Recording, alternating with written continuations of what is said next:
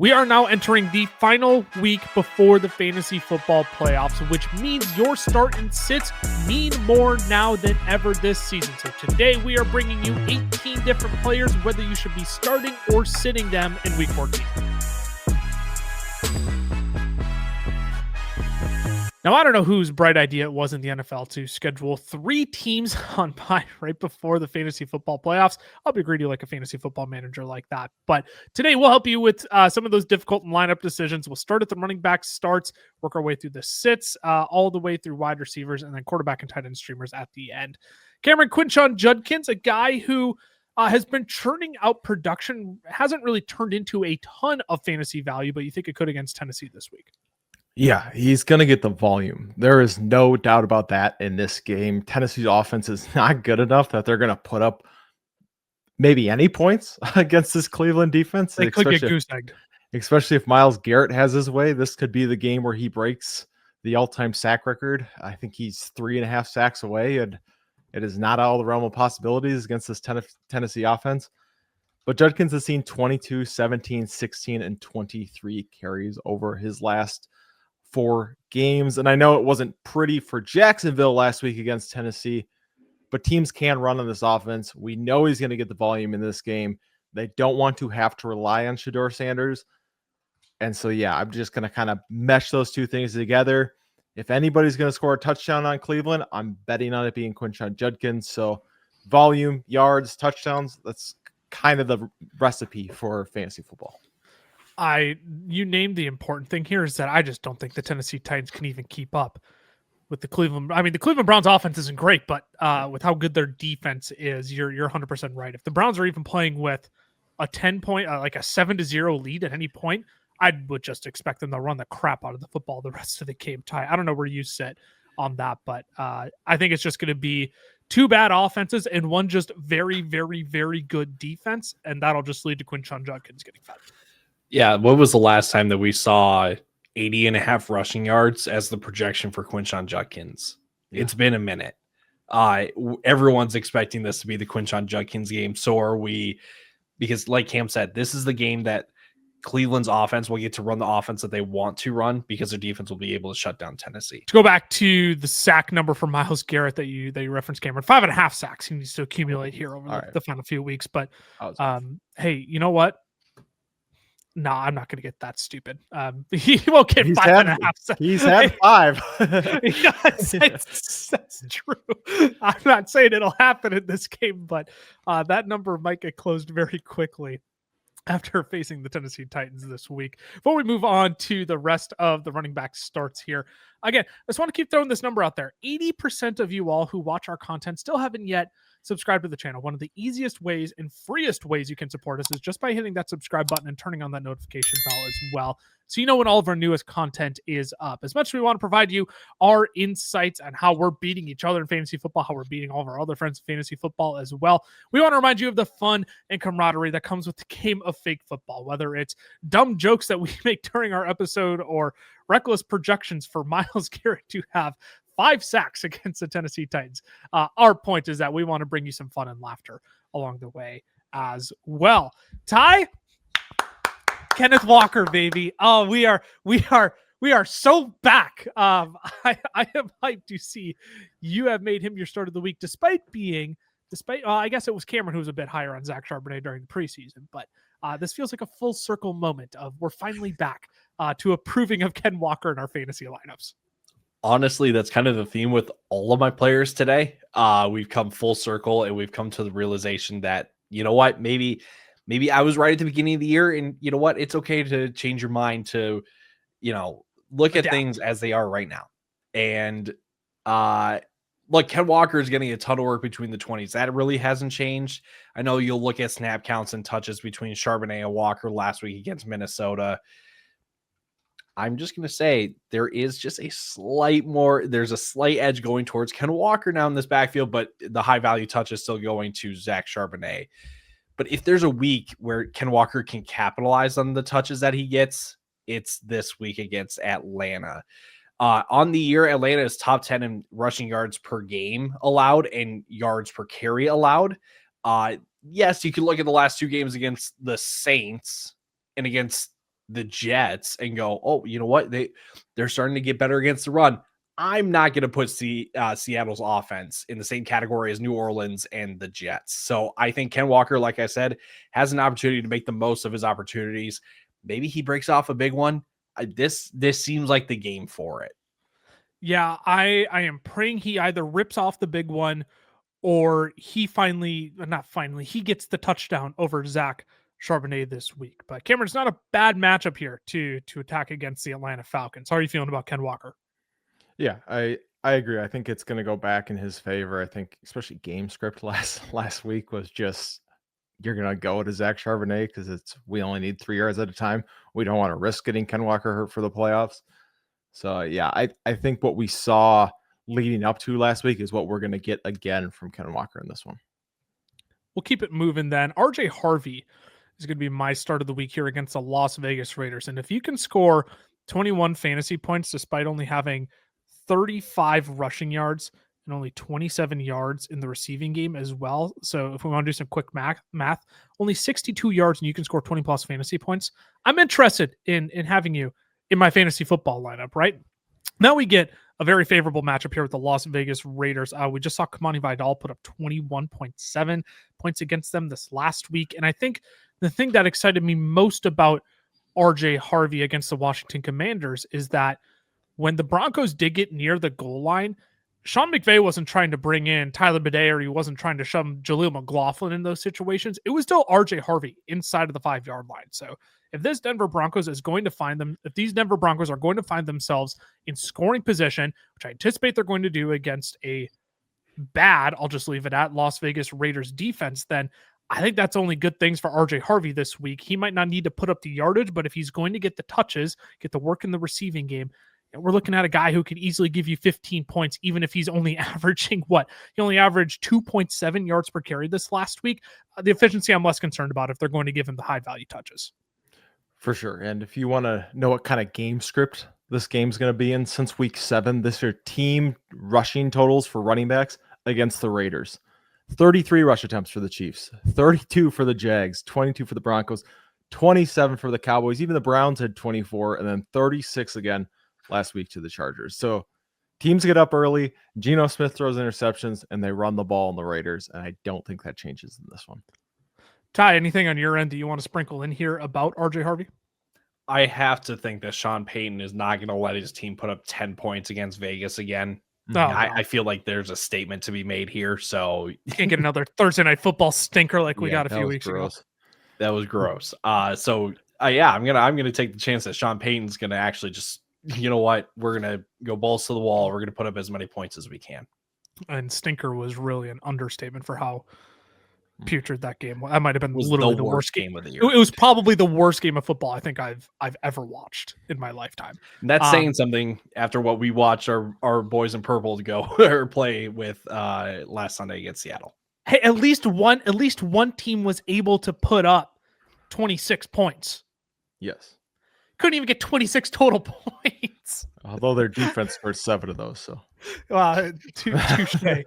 That off of probably one of the Will Levis reincarnation of Max Brosmer here.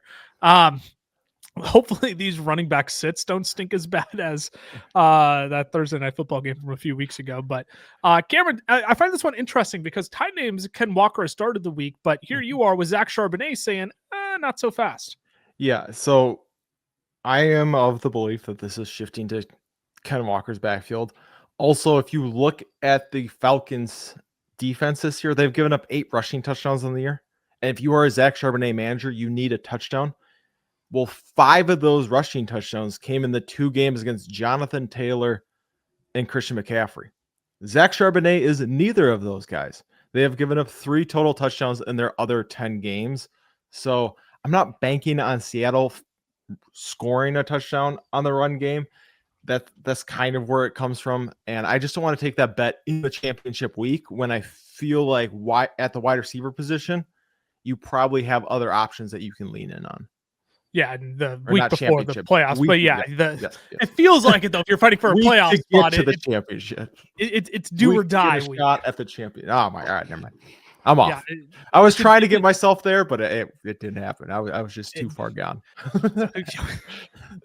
do or die week to give yourself a shot at the championship. Yes, no, I follow. Ty, I'll give you the first crack at the rebuttal here, considering Ken Walker was your start of the week. Give me your thoughts on this. On Zach Charbonnet being a sit, I should say. Yeah, this is like David Montgomery-esque to me in the sense that, like, Oh, fascinating. again, you need the touchdown. It's only going to be groundwork. There's no receiving work here for Zach Charbonnet, so you need the score. Does it sound weird to say that I think Ken Walker has a better chance to score than Zach Charbonnet? Sure. Yeah, I can get that. But I think the point that we're making is that if Seattle is getting the ball to the goal line, I'm not going to lie, I would look for a little AJ Barner action instead of Zach Charbonnet in that one. Just picked him up in Scott Fishbowl. Had a little similar thought as when well. You've been out for 2 weeks now? Nah, dude. I made it through. Did you? Yeah. I'm ranked higher than you. No. Yeah, no. Go check.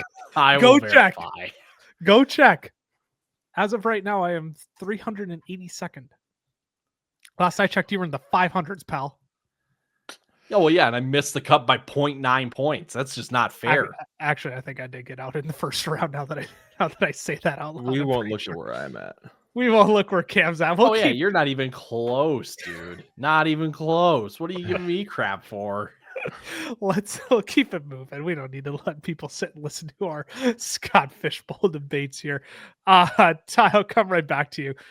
You brought up Zach Charbonnet. I almost like Cam Scatterbury. Zach Charbonnet being David Montgomery-esque. Here's David Montgomery popping up as your set of the week. Yeah, it's right on cue, actually. This one's really simple. Like, by playing just 39%, 34%, 38% of snaps the last 3 weeks,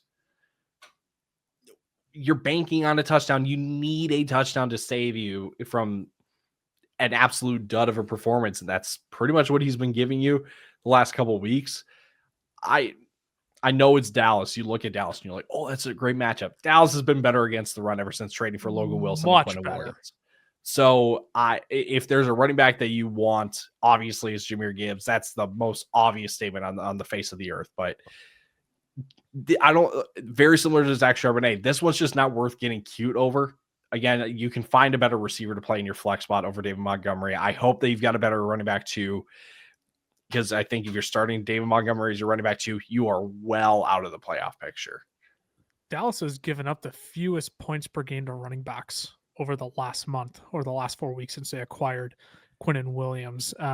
I'm trying to pull up the exact box scores here just to confirm the rushing yard totals. It helps when one of those games is against the Raiders. Well, I was going to say, Jack squat. 8 attempts for 13 yards. I was say I literally, just looked at that. But still, I mean, even held Saquon Barkley to only 10 carries, 22 yards. So their defense has been beefed up here.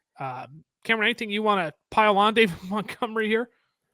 Yeah, I have a weird feeling that this game is either going to be like an 80-point total or it's going to be like 9-6 because everybody needs a good week. Worse than Broncos Raiders? Just because it's like we're building it up. It's supposed to be these big fireworks. Everybody needs these, Pickens and CeeDee Lamb and Gibbs to go off, and nobody's going to. It's going to be one of those two. So, yeah, I don't hate it. I give him a higher probability of scoring a touchdown than I give Zach Charbonnet this week. Sure. But at the same time, Gibbs takes more than Ken Walker does at the end zone. So maybe I'm wrong in that, in that thought process. So yeah, I just don't see him getting, he's not going to get like 100 yards or something. He's going to get 40 yards. It's just, does he score or not? Well, 40 yards. Yeah. Does he even get to 40 yards? Yeah. That's a question in and of itself. But if this game is going to be a shootout, like I think it will be, again, this game is projected 53.5 points. What do you mean? I think it's either going to be crazy or it's going to be like, oh, it's going to be it's going to be what? The Seahawks Lions games from 2022 that was, where it was 46-49. Whatever those final points, it's like 90 total points scored. So it has upside to be that. And if the Lions are going to find themselves in scoring position, I think David Montgomery could hit the end zone. But this is one where I maybe would rather be safe than sorry and explore my other options that aren't named David Montgomery. Woody Marks, my sit of the week at running back here. He has now given you 3 straight games with less than 8 fantasy points in half PPR formats. And you now get the Kansas City Chiefs. Fifth fewest, points per game allowed to the position since week 6. And Kansas City has been especially tough at home as well. Jonathan Taylor only held to 8.6 points in week 12. I don't have the look. I'll give the Houston Texans their flowers. Their offensive line has been playing substantially better as of recent, but it hasn't been to the benefit of Woody Marks entirely. So against Kansas City Chiefs, I'll take a pass here on Woody Marks. My only concern is Kansas City is now without Josh Simmons on that offensive line, so I don't know if they are going to be able to put up a ton of points against this pass rush. And Woody Marks has had 14, 18, 16, and 19 carries. Efficiency's not great. Not getting anything in the receiving work. Again, needs a touchdown. Do you want to bet on that? Not necessarily. So that's just my only worry, is that he's going to get really good volume in this one. But again, he does need a touchdown for you to be like, oh, shoot, I should have started him. I guess I could see where without Josh Simmons on the Chiefs offensive line, it's not as high scoring fireworks of an affair for the Kansas City Chiefs specifically. I guess I'm less concerned about, I'm just more concerned about the matchup than I am like the Chiefs, like turning this into a rout, if that makes sense. Where are you at, Ty? It's just a volume play. Like, you're good with just the 7. Like, you're good with the 7 or 8 points that he's going to give you this week. If he scores, fantastic. Then you're at 16 or you're at 13, 14 points. But I would just categorize him as that. It's a volume play. I would rather play Woody Marks over Montgomery, over Charbonnet, because again, I know the touches are there, but just know that they're not really going to go anywhere. And again, the theme of all of our sets, you need the touchdown. Probably not going to happen with these guys this week. Only 1 target in each of his last. He's not even getting the receiving volume. Because Jaden Higgins, hey, I love me some Jaden Higgins, but that just almost makes everything worse here too with Woody Marks. Today's show is brought to you by our friends over at Underdog, where you can get into the game this season playing Pick'em. It's extremely simple. Just pick higher or lower on 2 or more of your favorite players. For example, I'll pick the highers on Justin Jefferson, Jamar Chase, and Xavier Worthy. If I played $10 and got all 3 of them right, I would win $60 just by watching football. And that's the beauty of Pick'em. You can track your picks and your wins while you enjoy the game. Now, if you're not on Underdog yet, scan the QR code on your screen or use our code FELLAS when you sign up, because new customers will get $50 in bonus funds when you put your first $5 on the app. Plus, Underdog will give you a free pick to use in your first entry. Again, that's code FELLAS over on Underdog. Now let's get you back to the rest of the show. Let's move it on over to the wide receiver starts now. Cameron, Christian Watson has been on a nice little hot streak here. We saw him on Thanksgiving take advantage of the downfield explosiveness, a 50-plus yard touchdown against the Detroit Lions to celebrate the holiday. You're firing him up against Chicago this week. Yeah, he was my start of the week last week, and it worked out pretty well. So I figured, why change it up? 18 or 16 plus fantasy points. Run it back. The last 2 of the last 3 weeks. I made a joke that he had gone 4 targets, 5 targets, 7 targets, and now he should get 9 or 10, and then he actually got 10. So I guess maybe this week. Continue the math. Be a good fantasy football analyst here. It's going parabolic, so it should be like 14, 15 this week. Obviously still only resulted in four catches, so nothing crazy. But Jordan Love likes to chuck the ball down the field, and Christian Watson's the guy for that. The Bears' pass defense has not been exceptionally good this season, so I'm going to bet that they're going to continue to go back to him. I have no idea what's going on with Matthew Golden. Doesn't sound like Jaden Reed's going to be back. He's their receiving, he's their receiver right now. It's him and Romeo Doubs, and I think he's going to get more of those high value down the field targets. And I have more faith in this pick after seeing what AJ Brown did last week against this Chicago Bears defense. I was a little bit concerned when the Bears were getting both Jalen Johnson and Kyler Gordon back last week. I thought for sure that would put a damper on the Eagles' passing attack, but lo and behold, AJ Brown had himself a day. So it gives me a bit more hope here for Christian Watson to have himself another nice day against the Bears. Ty, where are you at on Christian Watson? Where's he going to fall in your rankings this week? He's probably going to be like fringe top 20, probably, just because it feels like there's a clear like top 8 or 9. Then there's another 7, 8, and then it's kind of everyone else. So Christian Watson, in my opinion, is kind of at the top of everyone else, or at the very bottom of like the tier just below the obvious guys. And it's just because, like, at this point, Jordan Love has no other option but to throw to Christian Watson. Yeah, we saw Dontavian Wicks get a little involved. I'm not going to put too much stock into that. So if there's a guy, I will also say this. Did you mention Jalen Johnson for the Bears being back? Mm-hmm. So maybe that adds another layer of complexity to it, but I really don't care. This Green Bay offense has to throw the ball at some point, and when they do, it goes to Christian Watson. Yeah, just to put a bow on the Jalen Johnson piece of that. He didn't end up shadowing AJ Brown last week, so I'd be curious to see if that changes this week if he does end up shadowing Christian Watson in this game, which could make a difference. But as of right now, Christian Watson is kind of one of those players where he's clearly on a hot streak, and you just keep riding the hot streak here until the wave kind of fizzles out here and hits shore. So yeah, Christian Watson is a very fine start this week. Come right back to you here, Ty. Jacoby Myers. Cam and I were talking about this on our rest of season's rankings episode, which a lot of people weren't happy with where we had a few specific players, but that's the thing with rankings videos. People just yell at us, and that's okay. You can disagree. You're allowed to disagree with us.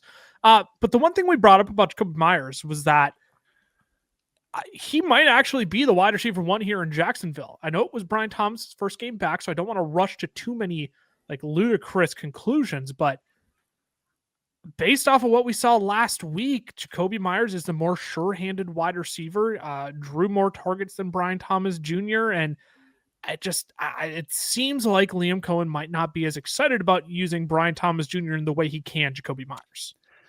Yeah, you're not wrong. This is the wide receiver one on the Jaguars. I'm confident saying that even with Brian Thomas back in the lineup, just because there are two things that Jacoby Myers does that Brian Thomas Jr. not only can't do, but couldn't do at the beginning of the year. Catch the ball over the middle of the field. Yeah. Oh, you just combine them together. He operates in the middle of the field and catches the ball. That's what BTJ can do. Do you find any wrongs in that, Mr. Lawrence? No, I don't. That's the issue. Yes. So, Jacoby Myers against a Colts defense that should be without Sauce Gardner. Yep. I'm expecting them to. Mark Andrews signs a 3-year extension with the Baltimore Ravens for $39 million, $26 million guaranteed. Why are we dropping that at Wednesday, 4:40 Central Time? Huh? Why aren't you can hear live? I guess it won't before Thursday Night Football? What? Yeah. Okay. All right. So the Isaiah Likely train is dead completely. Yeah. Just keep that train at station. That's no longer chugging along. Fascinating. You need a bit of positivity at this point because everything about the Baltimore offense is just doom and gloom. I guess that's the part that also confuses me about that. I'm like, it feels like Mark Andrews wouldn't be a priority signing to make sure they absolutely 100% get back. But who else would you sign or extend to give you that? I'm not saying I'm not saying it's a bad signing. I thought they would have maybe a little bit more faith in Isaiah Likely at this point. But now how much of this is fumble? Oh, true. Now, how much of this though is actually because Cam played the drop and then told us the news instead of just us finding out on our own? That's what makes it all the better. Yes, I had to tell you. It makes it all the better. Live reactions to the signing. I know. Everybody will have known for by the time they watch this, but it was live when it happened. Talking about. It's been out for hours. It's been out for 24 hours. So back to Jacoby Myers. Yeah, we could bring it back to Jacoby here. So again, Sauce Gardner is going to be out for the Colts. I expect the Colts to kind of go back to what they were playing before they even traded for Sauce Gardner, which is even the middle of the field a bit more open than usual. And guess who operates over the middle of the field? Like I said, Jacoby Myers. Guess who catches the ball over the middle of the field? Jacoby Myers. Duval. I hope you're picking up on the Duval. I hope.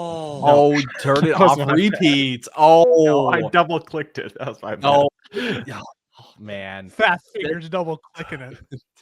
2-minute minor for interference. Jeez. Fire up Jacoby Myers. He's the wide receiver one. I expect him to run the most routes. I don't think BTJ is necessarily going to steal any work. Different conversation though. There is rain in the forecast for this game. I want to just name that up front. In Charvarius Ward likely back for the Colts as well, so maybe he's shadowing Myers instead of BTJ, in which case I would just go, okay, then it should be a BTJ game. But until I see otherwise, Jacoby Myers is the Jaguars receiver to play. Yeah, I don't hate that whatsoever. Cam, do you need to get anything else out about your Brian Thomas Jr. sad boy hours? Because you and I covered Jacoby Myers pretty diligently. I'm good. We can move on. All right, we can move on. It's okay. Look, Michael Pittman Jr. has given you a handful of stinkers here over the last few weeks. He gave you 2.9 points in week 10. He gave you 11.2 in week 12, but less than 2 points again in week 13. But maybe the more staggering thing about that is he hasn't given you 30 receiving yards in any game since week 10. That's a bit concerning here, but I'm here to tell you, you can go ahead and still fire up Michael Pittman this week. You do get a plus matchup here against the Jaguars. Against them for his career, he's averaging over 15 points per game against them in 9 career outings. And in the final 7 of those stretch of outings, this is per Sports Illustrated here, he's averaged a solid 18 plus fantasy points per game against them. So I'd like the Indianapolis Colts offense to have a bounce back spot here, especially in the passing game. Again, I know there's rain forecasted, but we were talking about this before the show. Cam, you mentioned the rain is likely going to be over by the early morning on Sunday. So it sounds like it's going to be like torrential on Saturday. Hopefully it's done by Sunday morning. There's just a lot of time between when we're recording this now and Sunday. So with the forecast I have in front of me right now, I am still playing Michael Pittman confidently this week. Yeah, I hope our league mates are listening to this. And oh no, Ty, you jump in. No, how was stop. How was that the angle that you take this? Right. That is, we have a couple who need to win this week. That's you are a greedy, including one on this greedy podcast little who has to be me, goblin. my juggernaut squad. So yeah, I don't know if you'll be tanking able to. for last place. Second to last. Thank you very much. Aren't you're the one that has the wide receiver 2 in the Saints that's actually projected for more points than Roma Dunze? Is that not? That's so crazy to me. Hey, but anyways, Michael Pittman has been very consistent, right? I know the last week 10 and 13 wasn't great, getting 2.9 and 1.8 fantasy points, but he's the red zone target right now, which is weird to say because he never has been. But he's who Daniel Jones has decided he likes to throw the ball to in the red zone. Obviously, the red zone threat is Jonathan Taylor at all times, but 7 touchdowns on the season. I don't hate him again in this one. Ty, anything you want to chime in with here for Michael Pittman? I wouldn't put too much stock into the up and no, that's not what I wanted to say. I think the last 3 games for Michael Pittman have been very game script dependent. That things have just are I'm not putting too much stock in the last 3 games. The last 3 games, Atlanta, that was the Jonathan Taylor game in Germany. Then you had the Kansas City game where you had 8 targets, which is kind of what you want to see, but it was against Kansas City, so you knew that they weren't really going to go anywhere. He found the end zone, though. He kind of helped out the week, though. And then last week against Houston, 4 targets. I was not expecting a great game from really any of the Titans or any of the Colts pass catchers going against the Titans. I think this game against Jacksonville could be a nice little bounce back for him. Let's pivot here. We'll fly through some wide receiver sits here before getting to some quarterback and tight end streamers. Cam, Xavier Worthy here against the Houston Texans. Unfortunately, it's just ever since Rashee Rice come back, Xavier Worthy has just been completely irrelevant. Yeah, the Houston Texans have been actually a pretty decent defense. It's just he doesn't score touchdowns. Been really good this year. He doesn't score touchdowns, and the volume just hasn't been there. And we're not getting. He's not the deep threat. No.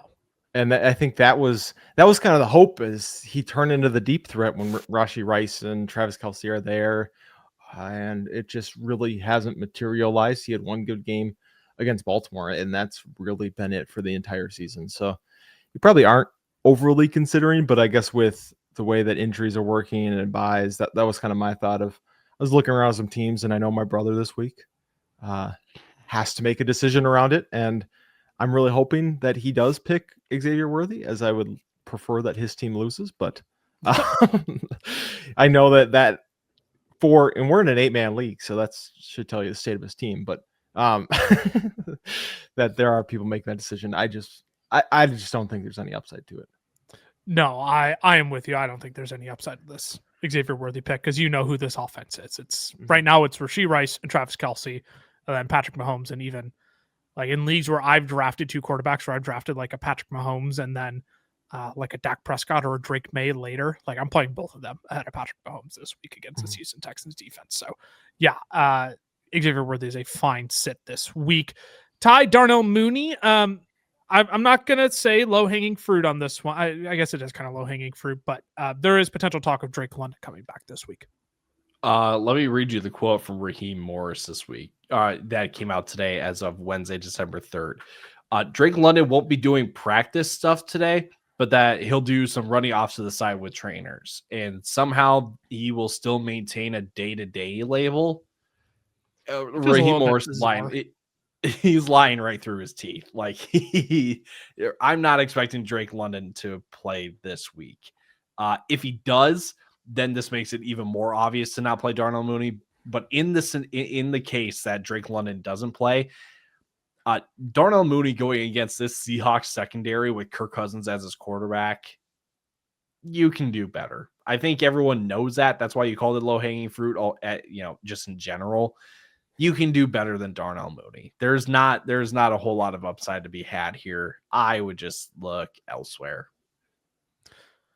I'll keep us moving. I'll move on to Deebo Samuel being my sit of the week. He put up a fine game against the Denver Broncos, 11.1 fantasy points. You could have done a lot worse, but he's averaging a full expected point less when Terry McLaurin is in the lineup now. I know 13 fantasy points is a relatively high standard, but fewer than that in 5 of his last 6 games. No team in the league has allowed fewer fantasy points per game to wideouts. So I do wonder, I'm curious how Minnesota is going to divvy up their coverage here. If you do get Byron Murphy playing more on Deebo Samuel from inside, if they move him out to Terry McLaurin, I'm curious to see how they handle that specifically. But I think with Terry McLaurin back in the lineup now, I'm just less optimistic on Deebo Samuel this week. I'm wondering if you do have stronger potential running backs to play ahead of Deebo Samuel. If anything, this is more of a like beware situation on Deebo Samuel, though. Again, I think teams might have better options than Deebo this week. My only question is, does it change at all if Jaden Daniels miraculously plays this week? Yeah, and that's a fair question. I feel like I have to say yes because Jaden Daniels is an upgrade from Marcus Mariota, but the question is like how much of an upgrade when the dude's elbow literally, like, if you would have asked him if you liked the way his elbow was facing, he would have told you yes, but then you still would have like bent it in the opposite direction anyways. Like just a nasty injury. So part of me says like, yeah, it would change. I might be a little bit more okay with Deebo, but like, I'm not excited to a level where I'm like, absolutely fire him up still against the Vikings. So yeah. I think I become more indifferent than I do pessimistic, if that makes sense. Okay. For sure. And it doesn't sound like he's supposed to play, by the way. That's just, but he's a long shot to play this week. Right. But there's been like enough whispers about it. Yeah. Ty, where are you at on Deebo? Again, I understand this is more again of a like starter beware, if you will, but where are you at on Deebo? I look at just the matchup against this Vikings defense, knowing that Minnesota plays a ton of zone, and Terry McLaurin has been the much more efficient guy against zone coverage this year. He has almost a full yard more per route than Deebo. So there's maybe some flex consideration if Jaden Daniels plays, but if he doesn't, you're probably going to be looking at like Deebo Samuel or any of our running backs, and you're just going to be like, I don't feel great about playing any of these guys. Yeah, and This is actually going to be a really good transition here because I wanted to make sure we talked about our Sunday start and sit streams as well. And my guess is that Deebo Samuel is going to be a guy that comes up pretty frequently. So if you do have Deebo Samuel, you're wondering who to start him over or not play him over, you can join us on Sunday when we go live before kickoff, 10:45 a.m. Central Time. But it's a great way if you just subscribe to the channel and turn on the notification bell as well. You'll be alerted when we go live, when we schedule that as well. So again, one of the easiest ways, literally the most free way you can support us is just by hitting that subscribe button and coming and joining us on Sunday morning when we answer all of your start set questions. Going into, again, probably the most pivotal week of the season that isn't the fantasy football playoffs. Quarterback and tight end streamers to close out the show here, fellas. Cam, Jared Goff, you are first to the dock. You chose the right player because Jared Goff should be the number one streaming option this week, even without Amon-Ra St. Brown. Yeah, he plays Dallas, and he's playing in Detroit. So that's all you need to know. He's in a dome, and he gets the Cowboys. So, he lights it up. He's, 19, 24, 13, 18, 20 over his last 5 games. That feels pretty safe with a decent enough ceiling. So 2+ touchdowns in 4 of his last 5. Yeah, I'm firing up Jared Goff. I'm a little bit surprised. Actually, his home road splits haven't been as bad as they have been in previous seasons. His road splits have been substantially better this year, but point still stands. When you're playing at home, the quarterback is always going to play better under their own roof in their home stadium with the home fans. Ty, Trevor Lawrence, again, monitor the weather on this one, but assuming the skies are not leaking rain, Trevor Lawrence seems like a fine play this week. Yeah, fine play against a Colts defense, again, without Sauce Gardner. But over the last 2 weeks, the Colts have given up the most passing yards to quarterbacks. They give 350 to Mahomes. Kind of to be expected. It's Patrick Mahomes. Yeah.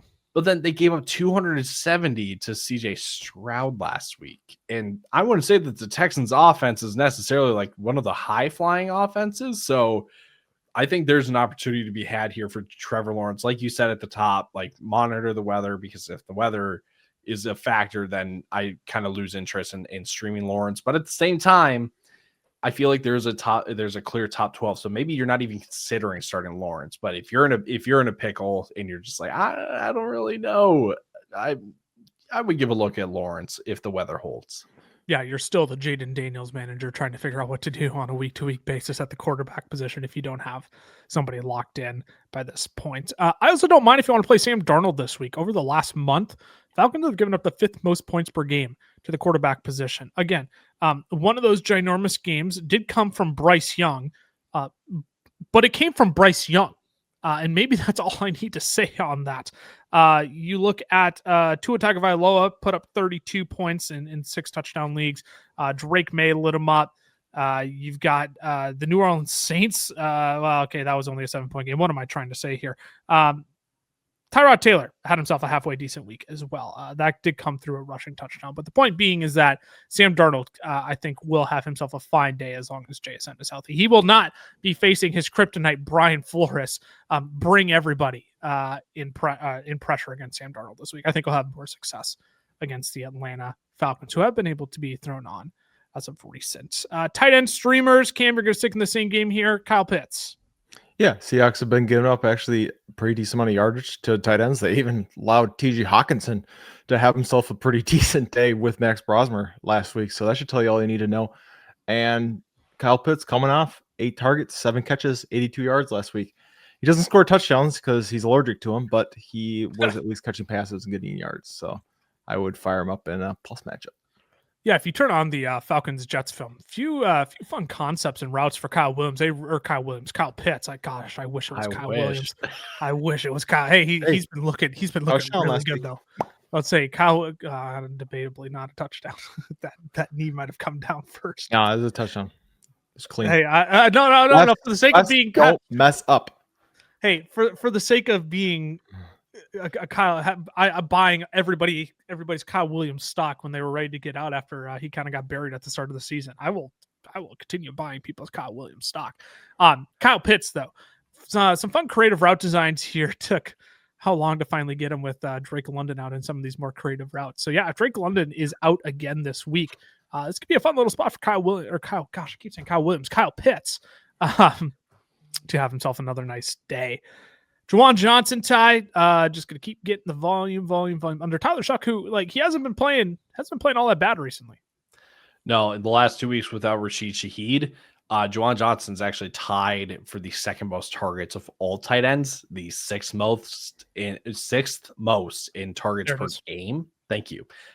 In that same span, Tampa Bay allowing the third most receptions and yards to the position. So if the targets are getting there and the matchup is there, I would continue firing out Juwan Johnson then. I don't know how long it's going to take us to finally get into your thick skulls out there that Brenton Strange just needs to be rostered in far more than 34% of leagues. That just baffles me. I mean, the guy's put up 27 combined points in his last 2 outings. Top 5 points allowed to the position this year are the Indianapolis Colts. So, look, Brenton Strange needs to be rostered. And even rain or shine in this game, I want Brenton Strange because you can run the ball all you want when it's raining out, but at some point, you're going to have to throw the football. It's going to be these intermediate targets here that are going to soak up a bunch of those targets. So again, even in rain or shine, Jacoby Myers becomes a more viable option. Rain or shine, I think Brenton Strange becomes a more viable option. I really, really like him. He should be rostered in far more than 34% of leagues. So if you're desperate at tight end, seriously, go out and check your waiver wire because Brenton Strange still might be available in a league near you. We'll put a pin in it. Dear God. I don't hit that button considering how many times about the Jaguars. We'll put a pin in on everything there. If you want even more content from us, follow our other socials. FFL is over on Twitter. The FFL is over on Instagram. Fantasy Football Fellas. TikTok. If you're a YouTube individual through and through, hey, we got exclusive content for you as well on YouTube. Fantasy Football Fellas Shorts. Follow our personal socials as well. I am at Lucas Wenzel on X, Camlaw FFF for Cameron, Tyler _Plath for Ty. We'll be back next week. Some more rest of season rankings so you all can yell at us a bit more for how bullish we are. I am on Previon Henderson after putting up an absolutely dud of a game on Monday Night Football. And also, I saw a Tedero McMillan comment in our last video as well. Saying he could barely put up 11 points this year. Not incorrect. Maybe I'm a little bit more excited for after week 14 than others are. But that's why we make tweaks on the fly here to these rest of season rankings. So make sure you tune in then. But before that, again, start. Oh my gosh, Lucas, spit it out. Sit live stream on Sunday. That's a lot of S's. Start sit live stream on Sunday. That's a lot of S's. Make sure you join us for that. One of us will be here to answer all of your questions leading up to week 14 kickoff to lock you into the fantasy football playoff. Until then, stay safe, stay healthy, stay healthy. Before I say anything, Deuces.